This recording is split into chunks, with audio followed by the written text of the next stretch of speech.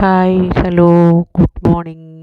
എല്ലാവർക്കും സുഖമില്ലേ? എല്ലാവർക്കും രാവിലെ ഗുഡ് മോർണിംഗ്. എല്ലാവർക്കും ഗതികാസ് ബ്ലോഗിലേക്ക് സ്വാഗതം. അങ്ങനെ രാവിലെ ഞാനിതാ പാലെടുക്കാൻ പോവുകയാണ് കേട്ടോ. പാലെന്ന് പറഞ്ഞാൽ പശുവും പാല് അവിടെ ഗേറ്റിൻ്റെ അവിടെ കൊണ്ടുവച്ചിട്ടുണ്ടായിരുന്നു. ആദ്യം അതെടുത്തുകൊണ്ട് വരാം. അതെടുത്തുകൊണ്ട് വന്ന് തുടക്കം കുറിക്കാം കേട്ടോ നമുക്കിന്ന്. അങ്ങനെ ഞാനിതാ പാലും എടുത്തുകൊണ്ട് വരികയാണ്. എന്തൊക്കെയുണ്ട് വിശേഷം? എൻ്റെ എല്ലാ കൂട്ടുകാരും സുഖമായിരിക്കണമല്ലോ. പിന്നെ ഞാനിതാ കുറച്ച് ഉടംകൊല്ലി മുളകാണ്. ഈ വലിയ എരിവുള്ള മുളകിനെയാണ് ഞങ്ങളെ നാട്ടിലുള്ളവർക്ക് ഉടംകൊല്ലി മുളകാണെന്ന് അറിയാം. കുറച്ച് ഉടംകൊല്ലി മുളക്. ഒന്ന് ചൂര മീനാണ് കറി വെക്കുന്നത്. അപ്പം ചൂരയിൽ ഒരു ഉടംകൊല്ലി മുളക് ഇടുമ്പോൾ വല്ലാത്ത മണവും വല്ലാത്ത ടേസ്റ്റുമാണ്. ചിലർക്ക് ഗ്യാസ് എന്നൊക്കെ പറയും, എങ്കിലും ഞാൻ ഇടയ്ക്കൊക്കെ ഇടാറുണ്ട് കേട്ടോ. അങ്ങനെ ഞാനിത് ആ മുളകൊക്കെ പറിച്ചു കൊണ്ട് പോകാൻ ഇഷ്ടം പോലെ നിൽക്കുന്നുണ്ട്. പിന്നെ ഇതാ ഇന്ന് വലിയ ജോലിയൊന്നുമില്ല. മരച്ചിനിയുണ്ട്, ചൂര മീനുണ്ട്, വാള മീനുണ്ട്. അതിൽ ചൂര മീനിനെ കറി വയ്ക്കാം, വാള മീനിനെ ഫ്രൈ ചെയ്യാം.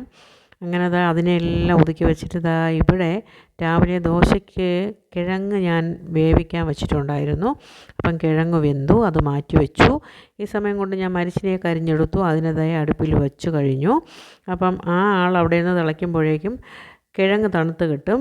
ആ സമയം കൊണ്ട് നമുക്ക് കിഴങ്ങ് കറി വയ്ക്കാനുള്ള ബാക്കി ഐറ്റംസൊക്കെ അരിഞ്ഞ് പറക്കി വരാം. പിന്നെ ഇതേ അരി അടുപ്പിലിട്ടു. ഇവിടെ അങ്ങനെ രാവിലെ ഇന്ന് എനിക്കൊരു അബദ്ധം പറ്റി. ഞാൻ രാവിലെ കഞ്ഞിക്ക് വെള്ളമൊക്കെ വെച്ച് തിളപ്പിച്ചിട്ടിട്ട് ബാക്കി ജോലിയെല്ലാം ചെയ്ത് കേട്ടോ. ഇങ്ങനെ വെള്ളം തിളച്ചുകൊണ്ടെങ്കിൽ അരി അടുപ്പിലിട്ടില്ല എന്നുള്ള കാര്യം ഞാൻ മറന്നുപോയി. കുറച്ച് കഴിഞ്ഞ് ഞാൻ ഇങ്ങനെ ആലോചിച്ചപ്പോഴാണ്, അയ്യോ എൻ്റെ വെള്ളമെല്ലാം ഏകദേശം തിളച്ച് വറ്റാറായി.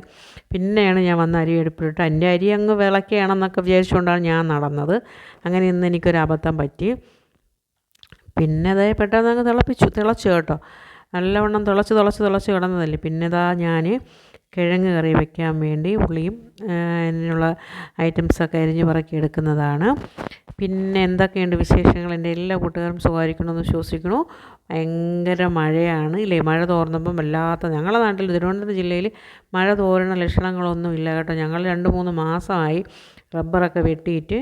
റബ്ബർ വെട്ടാൻ ഒരു രക്ഷയില്ല. 2 ദിവസം വെട്ടും, പിന്നെ എല്ലാ ദിവസവും മഴയായിരിക്കും. അതുകൊണ്ട് നമ്മൾ റെസ്റ്റ് കൊടുത്തേക്കാണ്. പിന്നെ ഞാനിത് വാള മീൻ അറുത്ത് കഴുകി പൊരിക്കാൻ വേണ്ടി അതിന് നമ്മളെ ഇഞ്ചിയും വെളുത്തുള്ളിയും കുരുമുളകും ഒക്കെ ഒന്ന് അമ്മിയിൽ വച്ച് ചതച്ചെടുക്കുകയാണ്. അങ്ങനെ ഇന്നത്തെ വിശേഷങ്ങൾ കാണുക, എന്നെ സപ്പോർട്ട് ചെയ്യുക. എന്നെ സപ്പോർട്ട് ചെയ്യണ എല്ലാ കൂട്ടുകാർക്കും വളരെയധികം താങ്ക്സാണ്. ഇങ്ങനെ ഞാനിതാ വെളുത്തുള്ളിയും ഇഞ്ചിയും ചെറിയ ഉള്ളിയും കുരുമുളകും നമ്മളെ മുളക് പൊടിയും എല്ലാം ചേർത്ത് വാള മീനിനെ ഒന്ന് പുരട്ടി വയ്ക്കാം. അത് കഴിഞ്ഞ് ഇന്ന് അവിയൽ, തോരൻ, സാമ്പാർ, കിച്ചടി, പച്ചടി ഒന്നുമില്ല കേട്ടോ. ഇന്നത്തെ വിഭവം എന്ന് പറഞ്ഞാൽ മരിച്ചിനി വെക്കുന്നുണ്ട്. അപ്പോൾ അതായത് കപ്പപ്പുഴുക്കുണ്ട്, അയല ചൂര മീൻ കറിയുണ്ട്. ഇന്നലത്തെ കുറച്ച് വാളമീൻ ഇന്നലെ കറി വെച്ചിട്ടുണ്ടായിരുന്നു, അതിൻ്റെ കുറച്ച് മിച്ചം ഉണ്ടായിരുന്നു, അതിനെ ഒന്ന് വറ്റിച്ചെടുത്തു.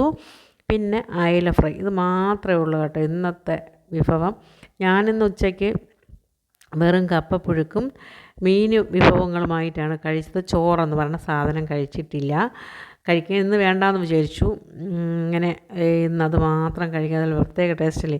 ഇടയ്ക്കിടയ്ക്കല്ലേ കിട്ടുള്ളൂ. അത് ദയ്യെ കണ്ടല്ല, കപ്പപ്പുഴുക്ക്, ഇന്നത്തെ മീൻ വാള പൊരിച്ചത്, ഇതുമായിട്ടൊക്കെ ഉച്ചയായപ്പം കഴിക്കുകയാണ്. നിങ്ങളെല്ലാവരും ഭക്ഷണം കഴിച്ചു കാണും. ഇത് ഞാൻ രാവിലെ ഇടുന്നതാണ്. ഇന്നലത്തെ വീഡിയോ ആണ്, എല്ലാവർക്കും അറിയാമല്ലോ.